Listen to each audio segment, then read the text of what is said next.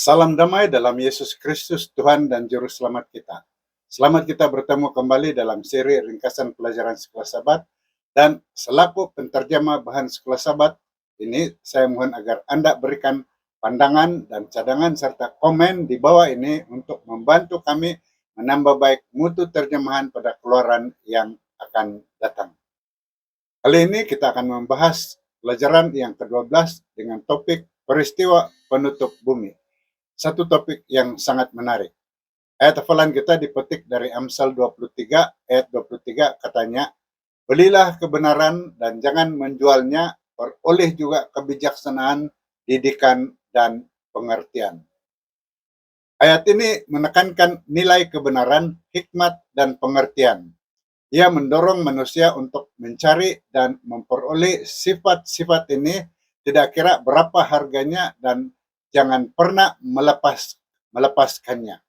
Ayat ini mencadangkan bahwa sifat-sifat ini tidak ternilai harganya dan penting untuk menjalani kehidupan yang benar dan memuaskan. Metafora membeli dan tidak menjual menekankan ide bahwa setelah diperoleh, sifat ini harus dihargai dan dipelihara. Kandungan pelajaran kita pada minggu ini berupa satu makluman kepada kita mengenai kemuncak yang akan menandakan berakhirnya sejarah dunia ini, dan ia adalah pemberitaan Injil di seluruh dunia yang disusuli dengan pencurahan Roh Kudus yang disebut hujan akhir. Mirip dengan peristiwa yang terjadi pada Pentakosta. Hanya yang setia, patuh, dan sentiasa memuji dan menyembah Tuhan yang akan terima curahan hujan ini. Mereka akan ditandai dengan meterai Allah yang hidup. Mari kita teruskan dengan ringkasan pelajaran untuk setiap hari bermula dengan hari Ahad. Topik kajian pada hari Ahad ialah kesetiaan kepada Tuhan dan firman-Nya. Kita dahului dengan membaca dari Mazmur 119 ayat 105, katanya, firman-Mu lampu bagi kakiku, dan cahaya bagi jalanku.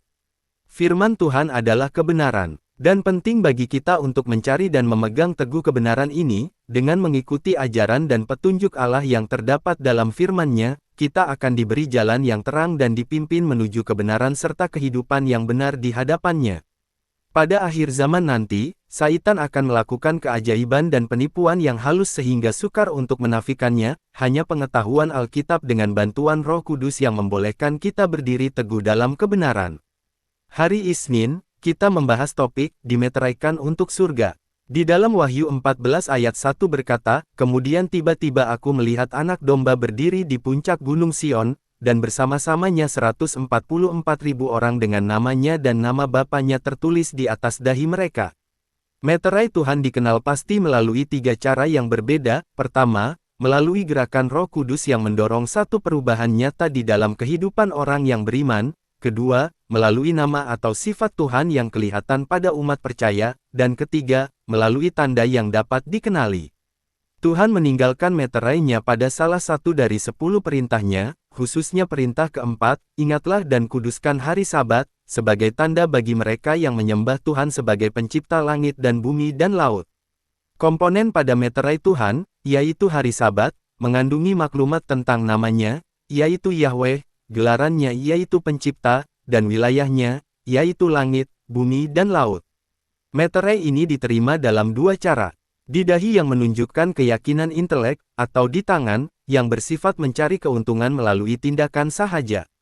Orang beriman akan menerimanya di dahi dan di tangan, sementara mereka yang tidak beriman akan menerimanya di dahi sahaja.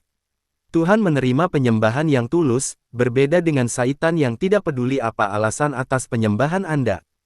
Pada Selasa, kita membahas topik, siapa yang kita sembah.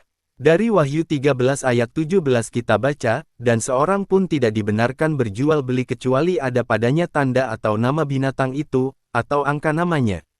Ayat ini menggambarkan satu situasi di mana orang ramai tidak dapat membeli atau menjual tanpa memiliki tanda binatang itu, yang menunjukkan satu kawalan sistem yang kuat dan penindasan dalam sistem ekonomi yang terkait dengan kekuasaan jahat. Pesanannya adalah tentang penindasan ekonomi yang mungkin terjadi dalam konteks kejahatan dan penolakan terhadap kebenaran. Mereka yang menolak tanda binatang dilarang terlibat dalam sebarang jenis urusan dan diancam hukuman mati. Namun, sesiapa yang menerima tanda itu mengakibatkan mereka minum dari anggur murka Allah melalui bala terakhir dan kematian kedua, dan mereka akan kehilangan kehidupan kekal. Tetapi apakah sebenarnya tanda binatang itu? Ramai orang mengatakan bahwa itu berupa suatu bentuk chip, khotbar, beberapa jenis kawalan fisikal dan sebagainya. Namun, jika hari Sabat itu adalah tanda, atau chop atau meterai, yang kelihatan, untuk umat Tuhan yang percaya dan yang beriman, maka bukankah tanda binatang itu mempunyai sifat yang sama, yang bertentangan dengan hari Sabat Tuhan? Oleh karena Alkitab tidak berbicara mengenai sebarang perubahan dalam hari kebaktian, menerima hari yang bukan Sabtu sebagai hari kebaktian berarti menerima kuasa gereja yang telah membuat perubahan itu, yaitu, yang dikenal pasti melalui lambang 666. Hari Rabu kita mengkaji satu topik menarik, hujan awal dan hujan akhir. Dari Yul 2 ayat 23 kita baca, "Wahai Bani Sion, bergembiralah dan bersukacitalah kerana Tuhan, Allahmu, kerana Dia mengurniakan kepadamu hujan awal musim dengan adilnya. Dia menurunkan hujan bagimu, hujan awal musim ataupun." Petrus, di dalam Kisah Para Rasul 2 memetik nubuatan dari Yul mengenai hujan awal dan hujan akhir untuk menjelaskan fenomena pencurahan Roh Kudus pada Pentakosta. Dia menyatakan bahwa apa yang terjadi pada hari itu adalah penggenapan dari apa yang telah dinubuatkan oleh Nabi Yul. Hujan awal yang terjadi pada Pentakosta adalah titik permulaan gereja Kristian zaman Rasul, sementara hujan akhir dijangkakan sebagai tanda akhir zaman yang akan membawa kebangkitan rohani besar-besaran sebelum kedatangan Kristus yang kedua kali. Kedua-dua perikop ini menekankan peranan penting Roh Suci dalam kehidupan orang percaya dan dalam penggenapan rencana Allah bagi umatnya. Dalam eskatologi Kristen, pencurahan Roh Kudus pada Pentakosta, yaitu hujan awal, dianggap sebagai permulaan pada pekerjaan Allah yang lebih besar, yang akan disempurnakan dengan pencurahan Roh Kudus di masa depan, ketika hujan akhir dicurahkan. Kedua-dua fenomena ini menandai pelbagai tahap penting dalam sejarah keselamatan dan kemuncak sejarah menjelang kedatangan Yesus yang kedua kali. Seterusnya, hari Kamis kita mengkaji topik, seruan yang nyaring. Dari Wahyu 18 ayat 1 berkata, "Selepas segala ini, aku melihat satu lagi malaikat turun dari surga, dengan kekuasaan besar, dan bumi diterangi oleh kemuliaannya." Yohanes melihat, satu lagi malaikat, turun dengan kuasa, memenuhi seluruh bumi dengan kemuliaannya. Message yang dibawanya adalah, Babel sudah jatuh, yang telah menajiskan semua bangsa dengan kepalsuannya. Roh Kudus akan turun dengan kuasa ke atas orang yang setia pada perintah Allah dan memiliki iman kepada Yesus, dan yang telah turut menyebarkan Injil dan amaran penghakiman, serta memberitakan undangan untuk menyembah Pencipta. Melalui berita yang disampaikan ini, yang berupa seruan yang nyaring, satu pemberitaan Injil kebenaran secara besar-besaran yang menyeru kepada bangsa manusia di dunia ini untuk membuat pilihan sama ada menerima meterai Tuhan atau tanda binatang.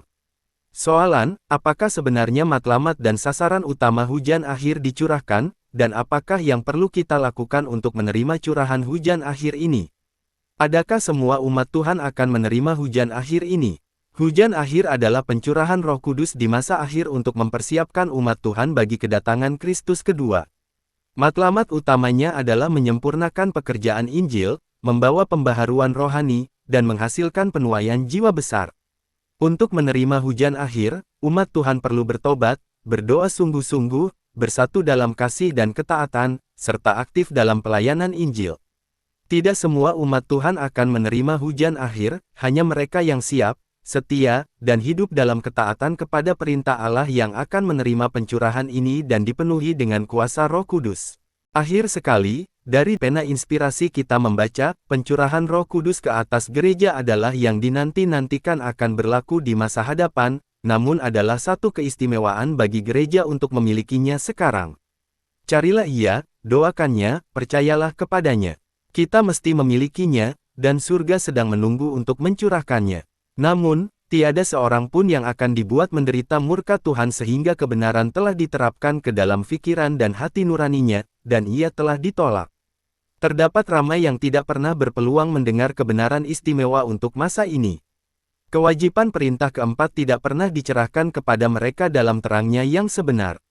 Dia, yaitu Tuhan yang Maha Kuasa, yang membaca setiap hati, dan menguji setiap motif, tidak akan meninggalkan sesiapa yang menginginkan pengetahuan tentang kebenaran, untuk tertipu tentang isu-isu kontroversi ini. Tita itu tidak boleh dipaksakan kepada orang ramai secara membuta tuli. Setiap orang harus mempunyai cahaya yang mencukupi untuk membuat keputusannya dengan bijak. Sekian, semoga ringkasan ini serba sedikit telah membantu untuk bersiap sedia membahas dan mengungsikan pandangan pada pelajaran sekolah sahabat kita untuk minggu ini. Dan jangan lupa untuk tekan like, share video ini, serta subscribe pada channel ini, dan tekan lonceng notification agar Anda tidak terlepas menonton video kami yang akan kami muatkan di channel ini yang akan datang.